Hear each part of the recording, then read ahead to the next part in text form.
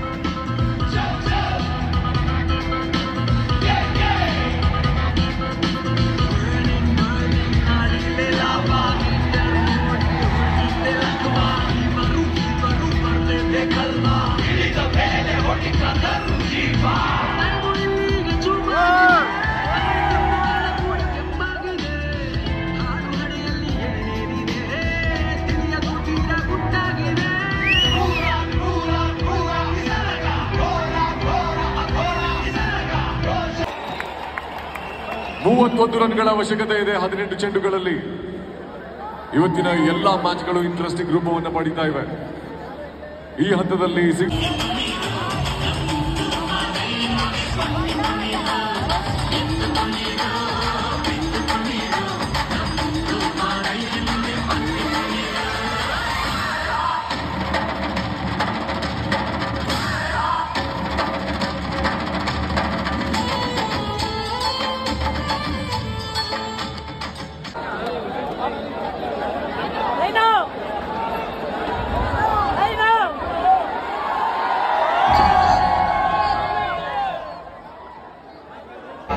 Video ಇಷ್ಟ ಆಗಿದೆ ಅನ್ಕೊಂತೀನಿ. ಲೈಕ್ ಮಾಡಿ, ಶೇರ್ ಮಾಡಿ, ಸಬ್ಸ್ಕ್ರೈಬ್ ಮಾಡಿ, ಮರಿಬೇಡಿ, ಓಕೆನಾ?